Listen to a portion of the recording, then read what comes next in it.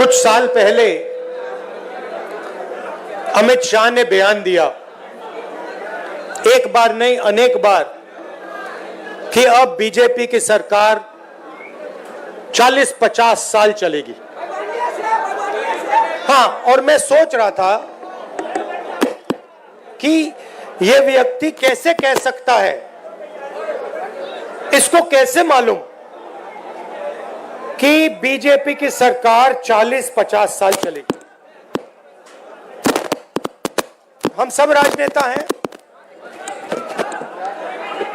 जनता क्या करेगी, जनता के दिल में क्या होता है, जनता ही जानती है।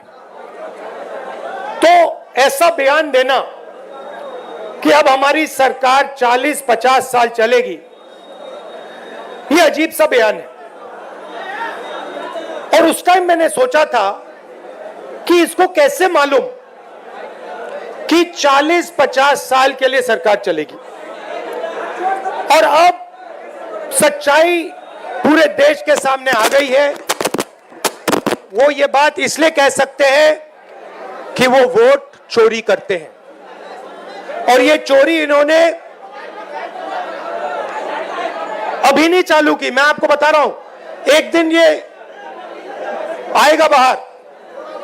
ये चोरी सालों से हो रही है।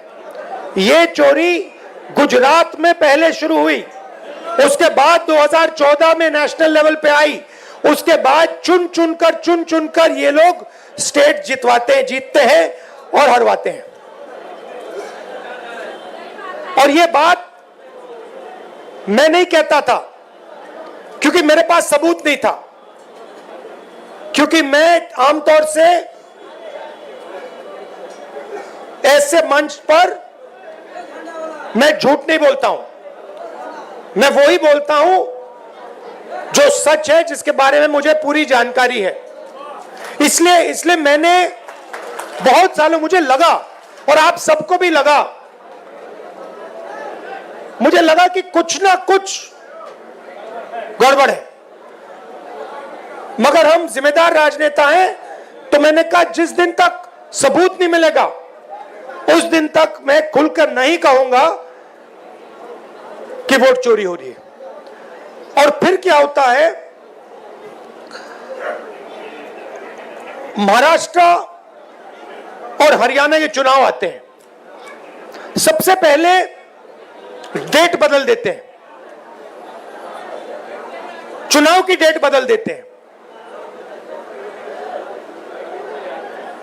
जो इलेक्शन कमीशन को चुनने का तरीका है, मैं मोदी जी के साथ बैठा हूं, मैं आपको बताता हूं चुनने का क्या तरीका है। चुनने का तरीका है, प्रधानमंत्री डिसाइड करता है इलेक्शन कमिश्नर कौन बनेगा। वहां पे विपक्ष के नेता को बैठा देते हैं, वो सीधा कहते हैं भैया हमें लग रहा है कि इस आदमी को बनना चाहिए, विपक्ष का नेता रोक नहीं सकता। फिर 2023 में, भैया शांत हो जाए, 2023 में बीजेपी ने एक नया कानून बनाया। क्या था कि इलेक्शन कमिश्नर पर कोई केस नहीं लगाया जा सकता है। आप सोचिए, हिंदुस्तान के सब नागरिक पर केस लगाया जा सकता है। आप कुछ गलत करो, पुलिस आ जाएगी, एफआईआर हो जाएगा। 2023 तक इलेक्शन कमीशन और इलेक्शन कमिश्नर पर केस किया जा सकता था। 2023 में छुपे बीजेपी ने कानून बदला। नया कानून कहता है कि इलेक्शन कमिश्नर पर कोई जुडिशियल कार्रवाई नहीं की जा सकती, कोई केस नहीं लगाया जा सकता। अब आप पूछिए अपने आप से कि यह कानून क्यों बनाया गया? चोरी करवाने के लिए, कि ये लोग बिना डरे चोरी कर पाए। तो महाराष्ट्र में इन्होंने क्या गलती की, ये थोड़ा ज्यादा कर दिया। गलती से ये डरे हुए थे, तो इन्होंने कहा कि भैया महाराष्ट्र का चुनाव है, हरियाणा का चुनाव है, इसको जीतना है। इन्होंने चोरी थोड़ी ज्यादा कर दी, हमने पकड़ ली। जैसे अगर कोई आपके बटुए से 10 रुपए चोरी करे, शायद आपको पता ना लगे, मगर अगर एक दिन आपके बटुए में से 1000 रुपए गायब हो गए तो आप कहोगे भैया ये तो किसी ने चोरी की है। यही हुआ हरियाणा में और महाराष्ट्र में। महाराष्ट्र में आप सुनिए, महाराष्ट्र में लोकसभा में हमारी पार्टी जीतती है, स्वीप करती है, ज्यादा से ज्यादा सीटें महाराष्ट्र में हमारा गठबंधन जीतता है। 4 महीने बाद हमारी 3 पार्टियां वहां पे, बड़ी बड़ी पार्टियां हैं, गहरी पार्टियां हैं, कांग्रेस पार्टी, एनसीपी, शिवसेना, तीनों मिलकर लड़ रही थी, गायब हो गई। तीनों की तीनों गायब हो गई। मतलब हमें 15 सीट मिल रही है, शिवसेना को, एनसीपी को मिला, सबको मिला के 25-30 सीटें मिल रही हैं। तो हमने पता लगाना शुरू किया। पता क्या लगा कि लोकसभा के बाद इलेक्शन कमीशन ने लाखों, तकरीबन 1 करोड़ से थोड़े कम नए वोटर लिस्ट में डाल दिए। नए वोटर लिस्ट में डाल दिए, और जहां भी नए वोटर आए वहां पे बीजेपी जीती। हमारे वोट कम नहीं हुए। अगर लोकसभा में हमें 100 वोट मिले, विधानसभा में हमें 100 वोट मिले, हमारे वोट कम नहीं होते, बीजेपी के बढ़ते हैं। कहां बढ़ते हैं? जहां नए वोटर आए।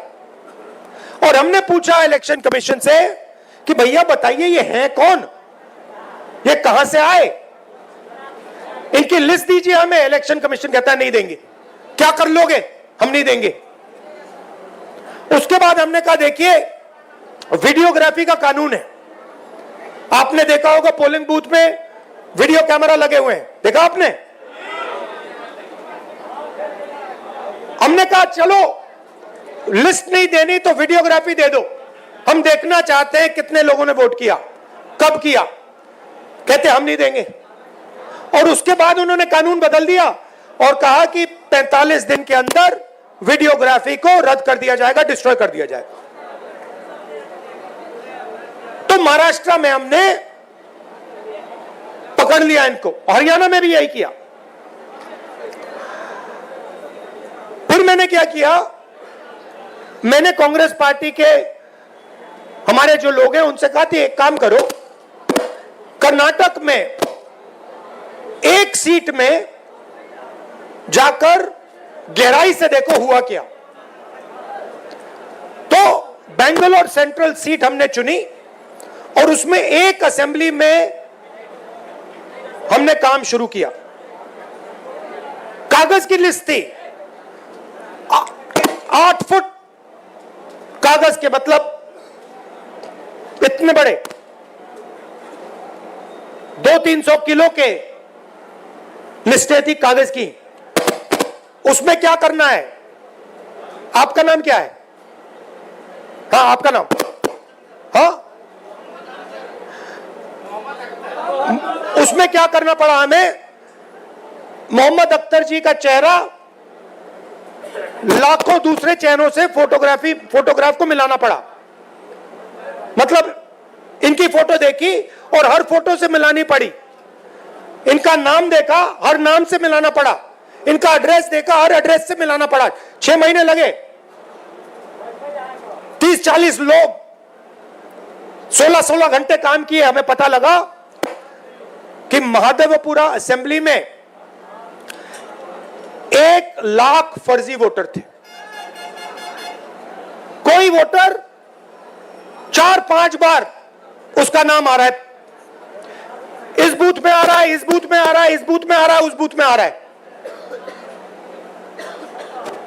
छोटा सा घर है, एक बेडरूम का घर है, उसमें 70-80 लोग रहते हैं। जब हमने आदमी भेजा, भाई पता लगाओ इसमें 70 लोग रहते हैं, कहते भैया यहां तो कोई रहता नहीं है, यहां तो 4 लोग रहने। 1 लाख नए वोटर इन्होंने एक असेंबली में ऐड कर दिए। अब सुनिए, अगर आप उस असेंबली को हटा दो, माधेपुर वो बेंगलोर सेंट्रल में 7 असेंबली हैं, अगर आप उस असेंबली को हटा दो तो 6 की 6 में कांग्रेस पार्टी जीत रही थी। अगर आप वो एक असेंबली जोड़ दो, वो जो 1 लाख वोटर ऐड किए वो सारे के सारे बीजेपी को गए और बीजेपी लोकसभा जीत गई। अब हमने प्रेस कॉन्फ्रेंस की, देश के सामने, दुनिया के सामने, और दूध का दूध पानी का पानी हो गया। आप नोट करो, बीजेपी के एक नेता ने, आमतौर से हर चीज पे टिप्पणी करते हैं, मेरे प्रेस कॉन्फ्रेंस पे बीजेपी के एक नेता ने बयान नहीं दिया। मोदी जी ने एक शब्द नहीं बोला, अमित शाह ने एक शब्द नहीं बोला। जब चोर को पकड़ा जाता है, चोर बिल्कुल चुप हो जाता है। जब पुलिस वाले उससे पूछते हैं क्या किया, बिल्कुल चुप हो जाता है, कुछ बोलता नहीं हो, क्योंकि जानता है कि भैया पकड़ लिया, फंस गया। तो ये हुआ है। अब वोट का क्या मतलब है? आप कहोगे ठीक है भैया, बीजेपी वोट ले गई, वोट बढ़ा दिए, बिहार में 65 लाख वोट कम कर दिए। अच्छा, इनका तरीका मैं आपको बताता हूं। ये क्या करते हैं, ये 65 लाख वोट कम करेंगे और फिर 65 लाख वोट जोड़ेंगे, ये इनका गेम है। तो अब आप भैया भैया माइक तो ठीक कर दो।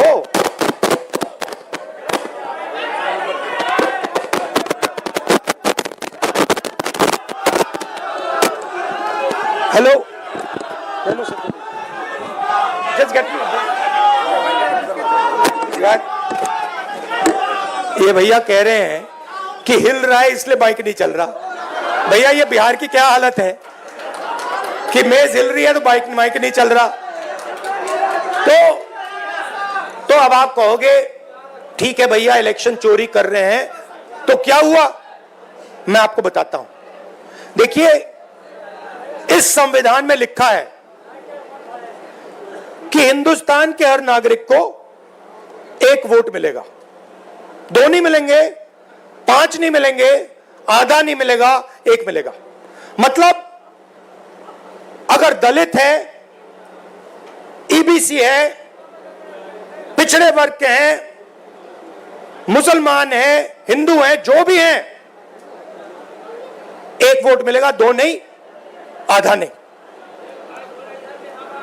अंबानी जी का जो बेटा है उसे उतने ही वोट मिलते हैं जितने देश के सबसे गरीब बच्चे को मिलते हैं, 1। और वोट को सबसे ज्यादा किसको जरूरत होती है? आप क्या सोचते हो? अंबानी जी को वोट की जरूरत है? कोई फर्क पड़ता है उनको? वोट डाले ना डाले कुछ फर्क नहीं पड़ता। बैंक के दरवाजे उनके लिए खुले हैं, कर्जा माफ उनका खटाखट होता रहता है। उनका बच्चा कहता है भैया मुझे बिजनेस करना है, 2 मिनट में बिजनेस कर सकता है। वोट किसको चाहिए? वोट हिंदुस्तान के गरीब लोगों को चाहिए, क्योंकि इसके बिना आपके कोई अधिकार नहीं है। आजादी से पहले जब आपके पास वोट नहीं था, कोई अधिकार नहीं था। दलितों को कहा जाता था कि भैया आपको हम छुएंगे नहीं, आप यहां अपना चेहरा नहीं दिखा सकते। पिछड़ों को कहा जाता था कि भैया आपकी कोई जगह नहीं है,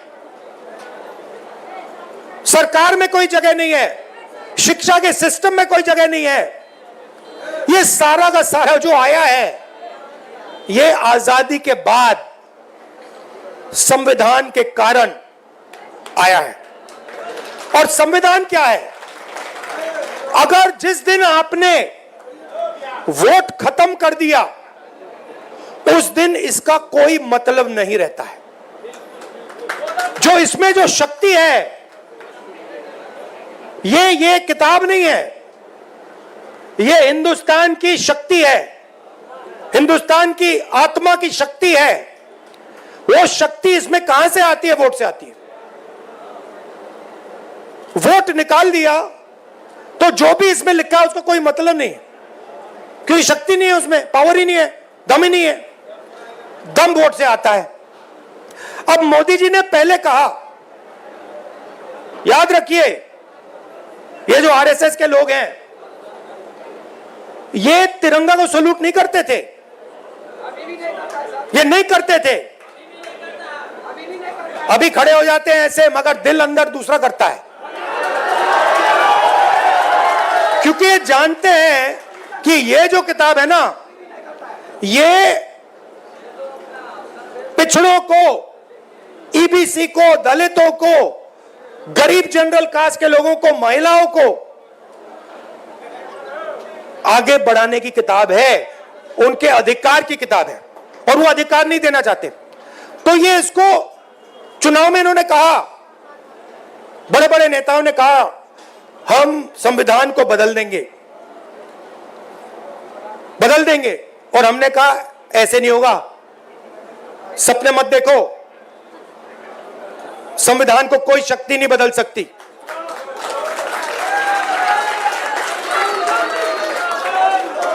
मगर हमें यह नहीं मालूम था, शक था मगर सबूत नहीं था कि ये इसको खत्म करने में लगे हुए हैं, क्योंकि ये वोट चोरी कर रहे हैं। तो हम आके यहां भाषण देंगे, मैं भाषण दे रहा हूं और मैं कहना चाहता हूं जो तेजस्वी जी ने कहा, अंबेडकर जी का सपना, गांधी जी का सपना, कर्पूरी ठाकुर जी का सपना, उसको पूरा करना चाहते हैं। मगर अगर वोट नहीं है उसको कोई मतलब नहीं है।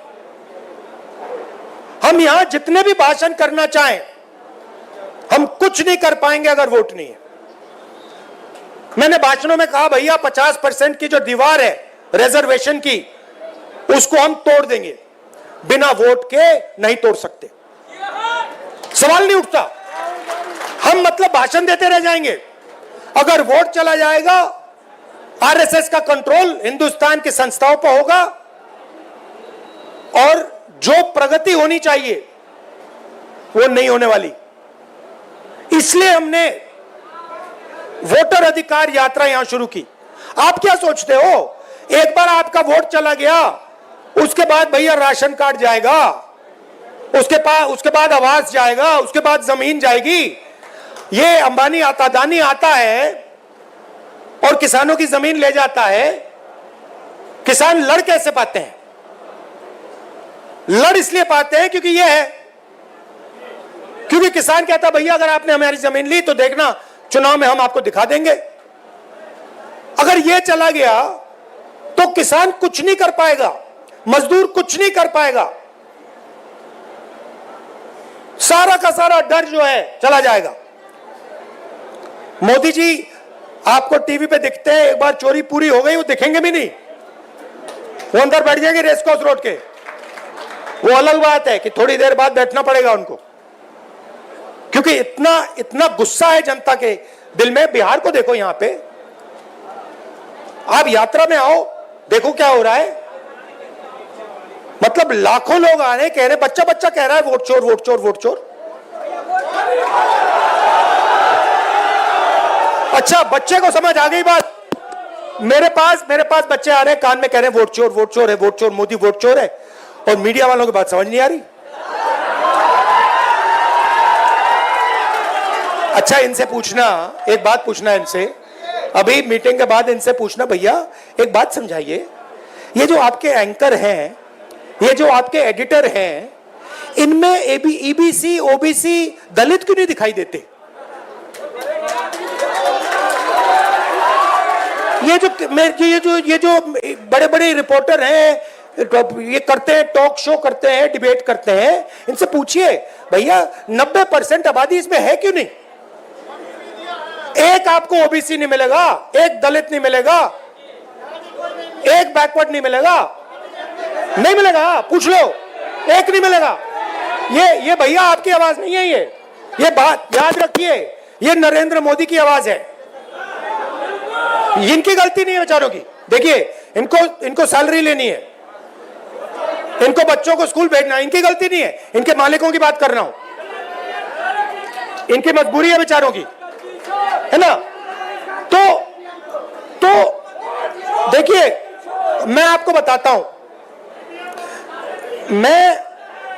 मुझ में अजीब सी बात है, जब मैं छोटा सा था तब से, जब मैं मन बना लेता हूं ना कि ये करना है, बस गया काम, वो होगा।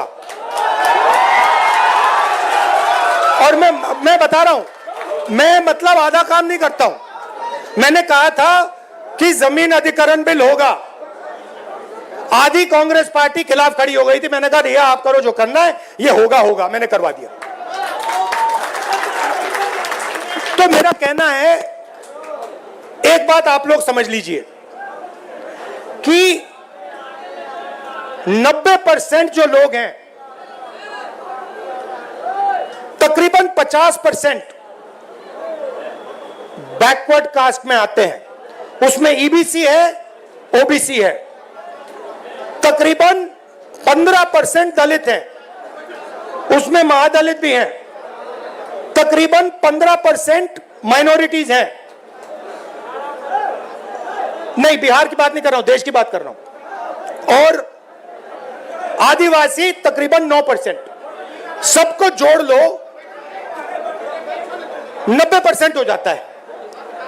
और मुझे क्या दिख रहा है कि इस देश में 90% को कुछ मिलता ही नहीं है, आप देखते रह जाते हो।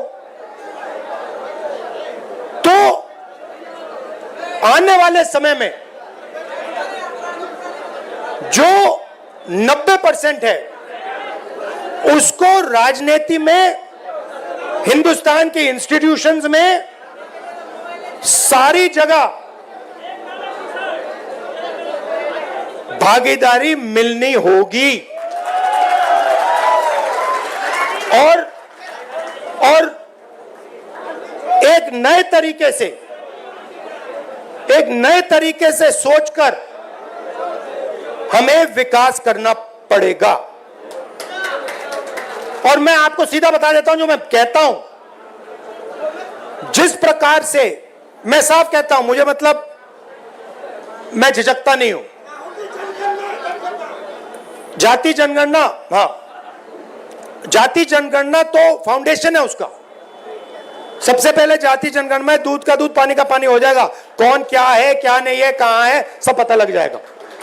और तेलंगाना में हमारा मॉडल है, रेवंत रेड्डी जी आए हैं, तेजस्वी जी की भी उनसे बात हो रही थी, डिटेल में हमने किया है, मतलब वो ब्लूप्रिंट है विकास का, ठीक है।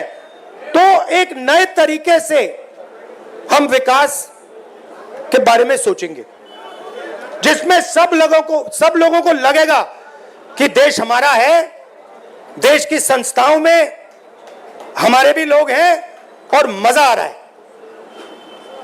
ये बदलाव हम लाएंगे, टाइम लगेगा क्योंकि वोट चोरी कर रहे हैं, मगर मैं आपको कह रहा हूं ये आएगा, आप देखना, ये जबरदस्त तरीके से हम बदलाव लाने वाले हैं। आपने अपनी शक्ति दी,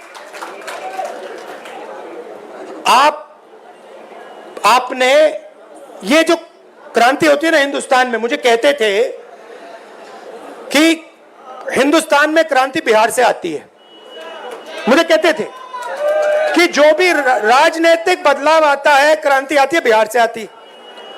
और मैं सोचता था हाँ, गांधी जी चंपारण आए थे, बिहार में क्रांति होती है, मगर कैसे होती है।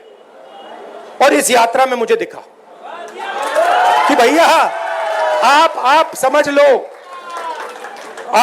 लो कि यहां पे जो आपने किया है ना, ये जो नारा दिया है वोट चोर वोट चोर, ये आपने बिहार से पूरे देश में फैला दिया है, पूरे देश में फैला दिया आपने। अब मोदी जी भाषण देंगे और वहां पे उनके सामने छोटे छोटे बच्चे कहेंगे वोट चोर वोट चोर वोट चोर, लग गया ठप्पा।